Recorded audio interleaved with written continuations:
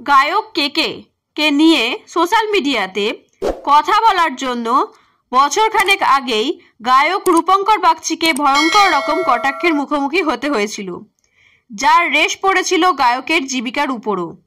ক্ষিপ্ত জনগণ একটু শান্ত হতেই আবার বিতর্কের মুখে গায়ক রূপঙ্কর বাগচি। পোস্ট অফিসে গিয়ে এবার কর্মচারীকে অকথ্য ভাষায় গালিগালাজের অভিযোগ উঠেছে গায়ক রূপঙ্কর বাগচির বিরুদ্ধে। একটি ভাইরাল পোস্টের ভিডিও ঘিরেই বিতর্কের সূত্রপাত। সেলিব্রিটি হওয়ার সুবিধে পাইয়ে দেওয়ার অভিযোগও উঠেছে তার স্ত্রী চৈতালি লাহিড়ীর বিরুদ্ধে। ভিডিওতে দাবি করা হয়েছে গায়কের স্ত্রী পোস্ট অফিসে গিয়ে কর্মীদের সঙ্গে অভব্য আচরণ করেছেন। বেলগছিয়া পোস্ট অফিসের সরকারি কর্মচারী দেবারতী দেবী রূপঙ্কর বাগচি এবং তার স্ত্রী চৈতালি লাহিড়ীর বিরুদ্ধে একটি লম্বা চওড়া পোস্ট করেছেন সোশ্যাল মিডিয়ায়। সঙ্গে শেয়ার করেছেন 14 সেকেন্ডের একটি ছোট ভিডিও। দেবারতী দেবীর পোস্ট অনুযায়ী, পেশায় গায়ক রূপঙ্কর বাগচি মহাশয় আজ সস্ত্রীক আমাদের পোস্ট অফিসে আসেন আধারের কাজ করাতে। প্রথমে 12:30 নাগাদ চৈতালি লাহিড়ী এসে আধার নথিভুক্তকরণের জন্য থাকা কর্মীকে বলেন উনি রাজ্য সরকারের মহিলা সুরক্ষা দপ্তর থেকে আসছেন, ওনাকে তক্ষুনি করে দিতে হবে। প্রত্যুত্তরে আধার কর্মী বলেন তিনি করে দেবেন, কিন্তু আগে যারা সেই সকাল থেকে লাইনে দাঁড়িয়ে আছেন তাদের করে তারপর। পোস্টে আরও জানিয়েছেন, প্রতিদিন আমাদের অফিসের সদর দরজা সকাল 10টায় খোলা মাত্র দেখি প্রচুর লোক লাইন দিয়ে দাঁড়িয়ে আছেন।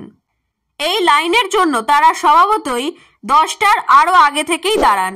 এই অবস্থায় কোনো মতেই একজন শিল্পীকে সেই সকাল থেকে লাইন দিয়ে দাঁড়িয়ে থাকা মানুষগুলোকে টপকিয়ে আগে সার্ভিস দেওয়া সম্ভব নয়, অন্তত নীতিগতভাবে তো নয়। দেবারতী দেবী জানান, চৈতালি দেবী তা মানতে চাননি। তিনি লেখেন, এটা বুঝিয়ে বলার পরেও তিনি রীতিমতো পাওয়ারফুল শিল্পী পত্নী সুলভ আচরণ করেন এবং নিজেই স্বঘোষিতভাবে বলেন যে উনি দুপুর 1:30টার সময় ফের আসবেন। 1:30টার বদলে ওনাদের কাজ 1:35 শুরু হয়। তাতেই রূপঙ্কর বাবুর শৈল্পিক সত্তায় আঘাত লাগে। ওনার স্ত্রী চৈতালি দেবীর বক্তব্য অনুযায়ী মুড়ি মুড়কি এক করলে চলবে না, বুঝতে হবে কাকে আগে করতে হবে। অর্থাৎ ওনারা দামি মুড়কি আর সকাল থেকে লাইন দিয়ে দাঁড়িয়ে থাকা মানুষগুলো সস্তার মুড়ি। ইতিমধ্যে আমরা অর্থাৎ উক্ত ডাকঘরে থাকা কর্মীরা ছুটে যাই, ওনাকে বোঝানোর চেষ্টা করি, বলি যে আপনারা দরকার পড়লে আলাদাভাবে বলতেন, আমরা এনাদের করে শেষ বেলার দিকে আপনাদের সময় করে দিতাম ইত্যাদি। কিন্তু অহংকার বশত রূপঙ্কর বাগচি বাবু ভুলে যান যে উনি একজন কর্তব্যরত সরকারি কর্মচারীর সাথে কি ব্যবহার করছেন। তাই ঔদ্ধত্যপূর্ণভাবে বলেন বিপ ইউ। তারপর আমরা সকল কর্মী এবং সেখানে উপস্থিত কিছু কাস্টমারেরা সম্মিলিতভাবে জোর গলায় ওনার আনপার্লামেন্টারি শব্দবন্ধের বিরুদ্ধে প্রতিবাদ করলে বাগচি পত্নী স্বামীকে বগলদাবা করে পিছু হাঁটতে বাধ্য হন। দেবারতী দেবী আরও বলেন, আমার একটাই কথা, এই গায়ক মহাশয় এতটা স্পর্ধা পান কোথা থেকে?